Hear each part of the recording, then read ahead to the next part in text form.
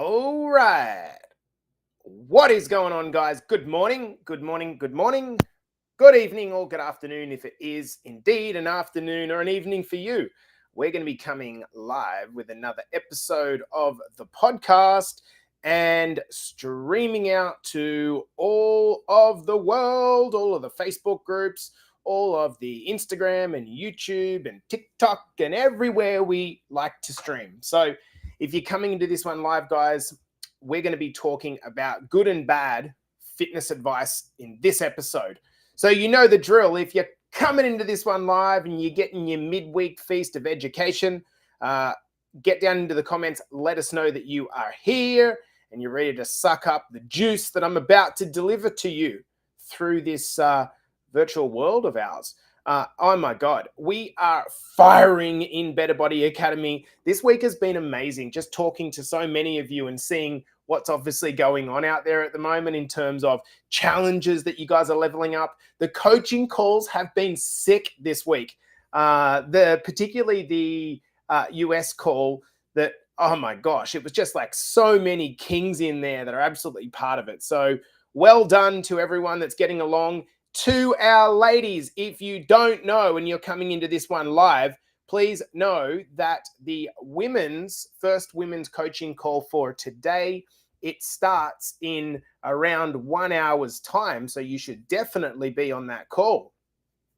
So guys, we're going to kickstart this one in about 90 seconds. And if you're coming into this live, let us know you're here to rip in. This is nice and early, isn't it? So we do it at 6 o'clock Sydney time. Hello, Maximus. What's going on, brother? Hey, Tezzy. How are you, legend? I hope you're good. So if you're coming in here, guys, we're going to be starting in just 1 minute. Oh, girls, I love the two girls that have just joined us. I love you two both dearly. Miss Galvin, I hope you're well. I love you. And also to you, Miss Amy Hart, you got a million messages inside the mastermind group. I don't know if you've seen them all, but we appreciate the hell out of you, girlfriend. All right, guys, we're going to start this one in just under a minute. And we're going to be talking about really shitty fitness advice to not pay attention to and perhaps what you should actually do instead.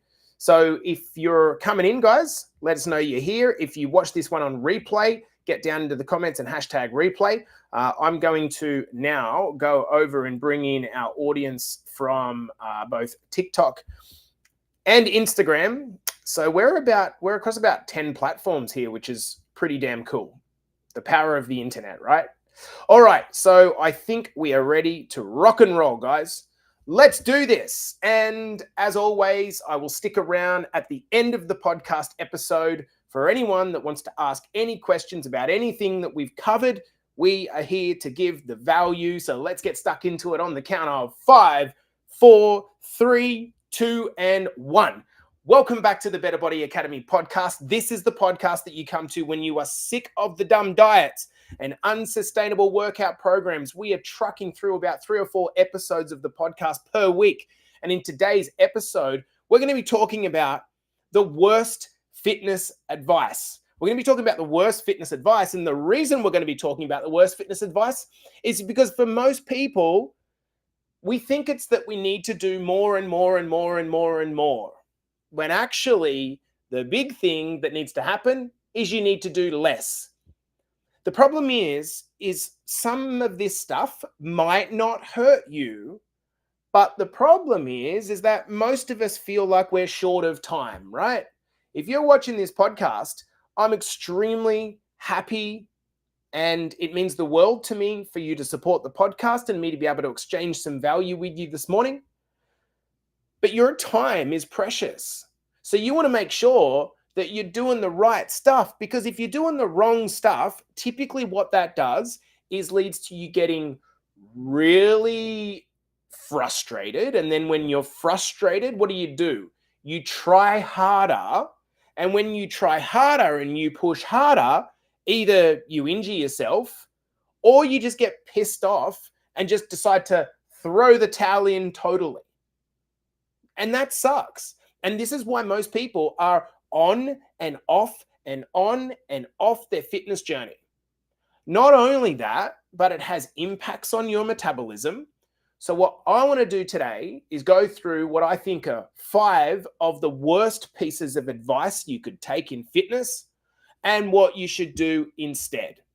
Number 1 is that if you need to lose weight, you need to exercise off the fat. You need to exercise off the fat. I want to tell you why this is a really, really big trap. For most people, when they say, I'm going to exercise off the fat, they don't mean that they're going to go and do a gym session. What they mean is they're going to slam themselves on a treadmill, or they're going to go and jump around in their living room and do star jumps. Or what so many people do is, if you're from my generation, I'm 42, we tend to think of like people like Rocky, right? We think, oh, you know what? I'm just going to go and run off the fat. Give me a silent head nod if that's you. If you're a dude or a dudette that's tried to run off the fat before, cardio off the fat. Here is the problem with trying to cardio off the fat. When you do this, yes, you will typically lose a couple of pounds fairly quickly. I want to tell you the number 1 reasons why that is happening. You might lose a little bit of fat. That's cool. But what you'll end up doing is you'll become probably dehydrated. So you're losing some water. That's the first thing, because usually you're combining it with dropping your carbs, generally speaking. So you're losing some water weight, which is, yes, okay, cool. That's just water. It's not body fat. The second thing that's going to happen is that when you start to do lots of cardio, you lose muscle. Let me tell you why. Like, people are like, why would I lose muscle by doing lots of cardio? I don't mean by just going for a run. I don't mean just going for a run every now and then, working on your cardiovascular fitness. I'm not talking about that. I'm talking about those of you that are, the answer is like, I'm going to drop my calories and go for a run. I'm going to run this fat off. Here's what ends up happening. Your body goes, oh, okay. Being an adaptation machine, your body goes, all right, well, if you're going to do all this running, then I want to adapt to running. Now, what would be the best way to adapt to running? Would it be to have lots of muscle? Do you see Olympians that are in long distance running? Do you see them with stacks of muscle? No, that's not because they don't train in the gym. That's because the body knows that carrying around a bunch of muscle is not a good idea. So what do you think it does?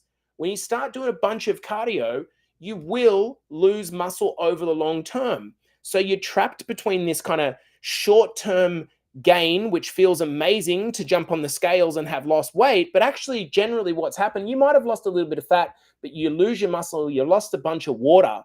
And then what happens is you adapt quite quickly. In other words, your body says, oh, okay, I need to be efficient. If he or she is going to continue doing all this cardio, not only do I need to pare the muscle down, I need to make sure that I become very efficient with using the calories that I get.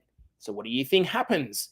It turns down all the things that burn calories, specifically your metabolism, but also things like your libido. It starts to suck. And then what do you think happens when you're doing a bunch of cardio as your primary weight loss tool? You will then get a bunch of cravings and hunger, right? It's your body trying to get you to not lose more weight. So what does it do? Reduces your metabolism and gives you hunger and cravings so that you eat more. And any person that's ever done long form cardio knows how fucking hungry you get when you're doing more and more and more cardio. The reason that this is still terrible advice for someone who's just on a new fitness journey is if you're carrying 15, 20, 30 extra pounds and you're not a runner, you haven't run since high school cross country, running is a skill. Running is a skill. So if you go from not running for the last 20 years and then you go and start running plus an extra 20 or 30 kilograms, the chances of you injuring yourself are extremely likely. And so what happens is not only do you injure yourself, you put on a bunch more weight. It couldn't be more compelling. Number 1 is stop trying to exercise off the fat. Number 2 is this no pain, no gain attitude. All right, so at a certain point in time, you were 15, 20 years old, right? and your mum or dad or whoever it is in your family maybe kicked your ass and said, come on, son, come on, daughter, try harder. Because that's what happened in my family, right? My dad was a hard ass, or he's a hard ass, right? No pain, no gain, son. But then all of a sudden, you get to 40 or 42 like I am, and you realize that your body just doesn't recover the way that it used to. And so what happens is you go in and you try to do your new fitness transformation journey. I'm on board, like I've got a coach, I'm really keen to do this. And you start flogging yourself and running yourself into a wall. What happens? Either you injure yourself or you burn out, or most importantly, you injure yourself, you burn out, you're so sore and you can't keep it up because you're just like, let's go. But then you can't keep that up because you're not 15 anymore. And what happens? Life comes up, kicks you in the nuts, you fall off your journey until the next time you get enough motivation to start again. So what we need to do is have some common sense and awareness that when we get to our 30s and 40s, no pain, no gain is the wrong mindset. Exercise that becomes punishment. Who here has a bad relationship with exercise? Who here sees exercise as an absolute punish? It doesn't have to be like that. You should feel better after your exercise sessions. Even if you're tired, you should feel better, not worse. Yeah, you might be tired. Yeah, you might be sore, but you should feel accomplished. You shouldn't feel fucking beaten down. That's not the goal. It's the wrong association with exercise. This kind of all in, no pain, no gain thing usually leads to you being all out. And so a better mindset than no pain, no gain, guys, is consistency. Sometimes just putting a tick in the box that I did something today, that's what you want. You just want to have, I did something today. Everyone thinks that their exercise is going, oh, I went to the gym today and it was a 10 out of 10 session. That doesn't really happen very often. For me, I'll tell you what, more often than not, I might get one 10 out of 10 session for the week. Let's say I did 4 sessions. I get one 10 out of 10 session, one 7 out of 10 session. And then 2 of the sessions are literally me hauling my ass in there, maybe a 3, right? But it's the consistency over a long term that makes the difference. Think of it this way. If it was 2024 and you've been on your journey, I bet that if you've been consistent and you've put a tick in the box more days than you haven't, even if it was a really small tick, you're coming to the end of the year and you've lost 10, 20, 30 kilos and you're in the best shape of your life. But if you started the year hard, like balls to the wall, no pain, no gain, I bet you're not here. I bet you've already written off the rest of this year and you've got your goals on 2025 because you think what's going to happen is you're going to magically, just because it's a new year, everything's going to be different. It's fucking not going to happen. Lose the no pain, no gain mindset now. Number 3, the worst fitness advice you can abide by is meal timing rules. Excuse me. Rules like you've got to intermittent fast. You've got to eat no carbs after 9 o'clock. You have to have breakfast. You have to skip breakfast. Look, let me tell you guys, it does not matter. When you eat food does not matter. When you train does not matter. The key ingredient is consistency. It doesn't matter if you eat carbs after 9. What matters is how you feel and do you like doing it that way? So for example, if you eating after 9 o'clock or eating after a gym session makes you feel like a little bit sick in the stomach, then don't do that for you. But it's not going to make a difference whether you do it or not, aside from if it changes your behavior anyway. So for example, if you think that you need to have a massive meal or you need to have no meal before you work out, well then you're going to work out according to how you feel off the back of that heavy meal. Do you feel good or do you feel bad? If you feel shithouse, like terrible, you're going to have a bad workout. If eating before your workout makes you feel amazing, strong, you're going to have a good workout. It's not the timing that matters. It's the totality over a day. And then it becomes more important the average over a week. Then it's more likely the average over a month. You've got to think longer term. This is the reason why people that get caught up in, and we are massive advocates of nutrition tracking with MyFitnessPal, huge advocates. It's one skill that is never going to leave you once you've got it. We love tracking with MyFitnessPal. But the goal of using MyFitnessPal is to not be like an accountant where every day is perfect and you've consigned all your meals to the 5 calories. That's not the goal. It's completely imperfect. The goal of meal tracking, the goal of fitness tracking is to get an understanding for what's in the bloody food that you're jamming in your gob. If you have no idea that every time you eat a small handful of almonds, it's like 300 calories, you might get caught like half the men on the planet thinking, oh, trail mix is amazingly healthy. And so you start slamming trail mix by the handfuls, not realizing you're eating hundreds and hundreds and hundreds of calories that you're not going to be able to exercise off. You're going to be the woman that's going to sit there consigning herself to salads, sprinkling fucking olive oil all over the top of it because olive oil's healthy, not realizing that in 30 mils of olive oil, it's about 300 calories, which is the equivalent of 2 to 3 beers. Imagine doing that. Oh, I think I'm having a healthy chicken salad, and then I'm adding 30 mils of olive oil over to the top of it. Trade that in for I'm adding 2 beers of worth of calories over the top of my salad. Does that hit? You're tracking to give yourself a calorie consciousness. So far in our list of worst fitness advice, stop trying to exercise off the fat. Lose the no pain, no gain mindset. It doesn't work when you're over 30 or 40. Stop worrying about when you eat. Only worry about what you eat. Which brings us to number 4.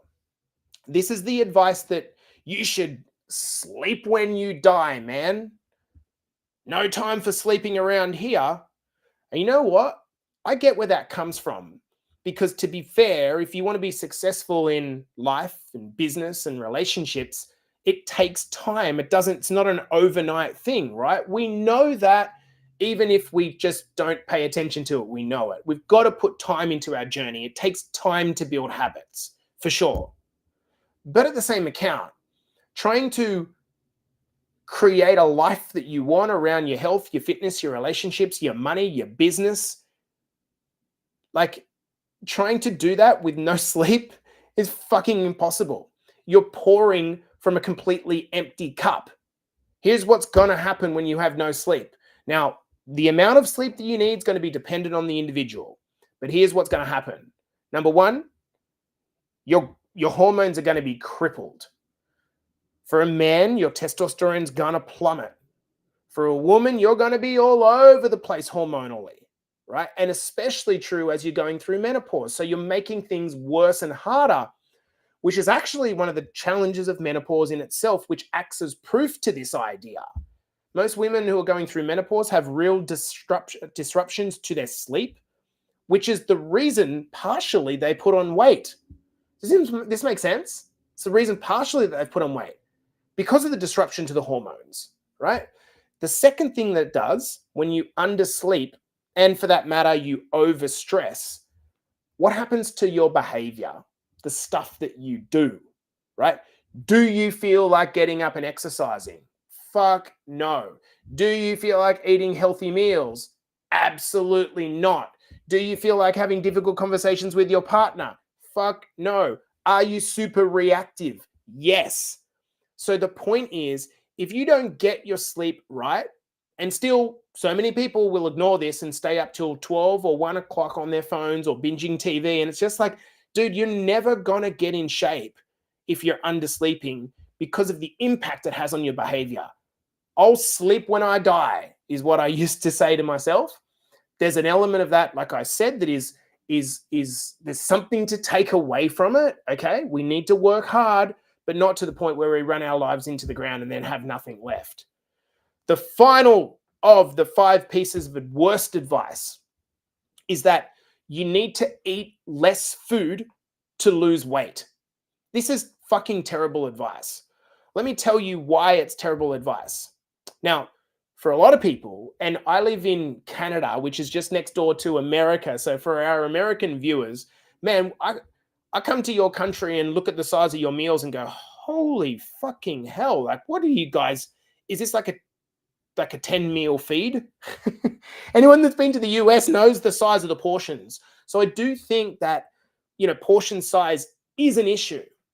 But one thing that never escapes me, and one thing I love to hear so much with clients that join us in our academy is this: Jace, how is it that I've gone from being hungry all the time and constantly wanting to eat and putting on weight? But I come into your program and all of a sudden I'm eating more, not starving myself and losing weight. This seems like a contradiction. And it does seem like a contradiction.